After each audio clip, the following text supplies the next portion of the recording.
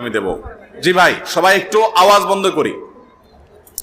এরপরে প্রশ্ন হলো, যারা নিরপরাধ কোন ব্যক্তির বিরুদ্ধে কুৎসা রটায় বা তাকে হেয় প্রতিপন্ন করার উদ্দেশ্যে অপপ্রচার করে, ইসলামী শরীয়ত মোতাবেক তাদের ব্যাপারে সিদ্ধান্ত কি? তারা কি শাস্তি পেতে পারেন?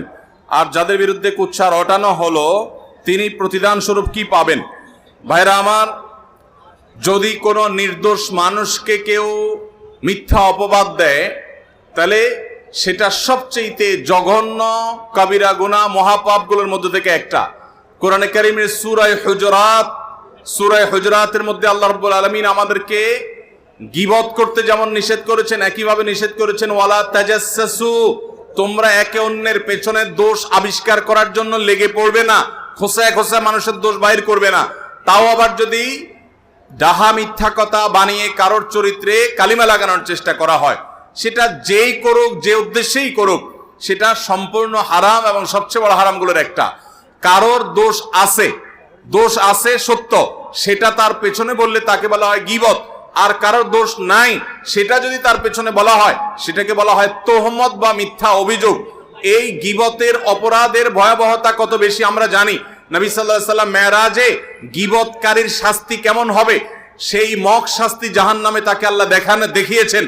তাহলে সত্য কথা একজনের দোষ আছে সেটা পিছনে শুধু বললাম, এর কারণে যদি এই ভয়াবহ হয়, তাহলে একটা মানুষ নির্দোষ, তার পিছনে যদি আমি মিথ্যা অপবাদ দেই, তাকে দোষী বলি, অথচ তিনি দোষী না, তাহলে সেক্ষেত্রে তার ভয়াবহতা কত জঘন্য হবে, গীবতের চাইতে কত ভয়াবহ, সেটা বলার অপেক্ষা রাখে না।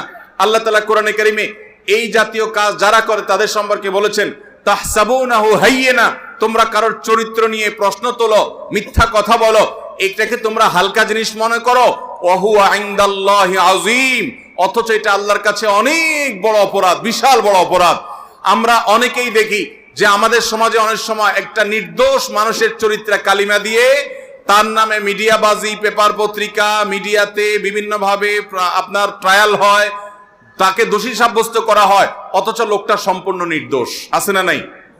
এরকম নির্দোষ মানুষকে দোষী হিসাবে সমাজের মানুষের কাছে দেখানো হয়, তুলে ধরা হয়। যারা এই কাজ করে আল্লাহর জমিনের সবচেয়ে নিকৃষ্ট মানুষগুলোর একটি। এর জন্য তাদেরকে মানুষের চরিত্র হনন করার অপরাধে কিয়ামতের ময়দানে বিচারের মুখোমুখি হতে হবে। ওই লোকটা মাফ না করলে স্বয়ং আল্লাহ এই অপরাধ মাফ করবেন না।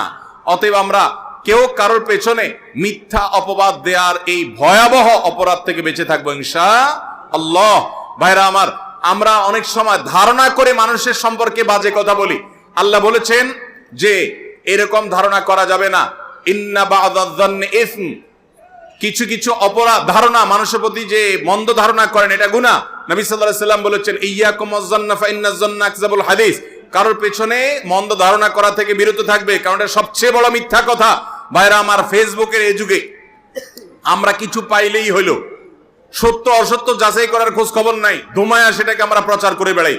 অনেক সময় দেখা যায় একটা লোক ইসলাম বিদ্বেষী, হয়তো একটা লোক বেনামাজি, হয়তো একটা লোক খারাপ, কিন্তু তার ব্যাপারে একটা মিথ্যা কথা তুলে দিল, সে খারাপ হয়েছে, সেজন্য কি তার নামে মিথ্যা বলা জায়েজ হবে? মুসলমান কারোর ব্যাপারেই মিথ্যা কথা বলতে পারে, এমনকি কেউ যদি আল্লাহর দুশমন হয়, নবীর দুশমন হয়, তারপরেও তার চরিত্রে কালিমা দেওয়া, তাকে মিথ্যা অপবাদ দেওয়া ইসলামে জায়েজ নাই, হারাম হারাম হারাম। মুসলমান কখনো কারোর চরিত্রে কালিমা দিতে পারে? আমাদের সমাজে এখন মানুষের কাছে সবচেয়ে জনপ্রিয় গুনাহ হলো এটা, সবচেয়ে জনপ্রিয় গুনাহ হলো মানুষের ব্যাপারে বাজে কথা বলা, মন্তব্য করা, রসিয়ে রসিয়ে। এগুলো আমাদের খুব মজার একটা কাজ হয়ে গেছে। আল্লাহ তাআলা আমাদের এই ভয়াবহ গুনাহ থেকে বেঁচে থাকার তৌফিক দান করুন। আরেকজনের ব্যাপারে মন্তব্য করতে সাবধান। আল্লাহ বলেছেন, ওয়ালা তাকফু মা লাইসা লাকা বিহি ইলম, যে বিষয়ে তোমার নিশ্চিত ধারণা নাই, জ্ঞান নাই, সে বিষয়ে তুমি ধারণা করে কোনো মন্তব্য করতে যাবে। আল্লাহ আমাদের সবাইকে বেঁচে থাকার তৌফিক দান করুন।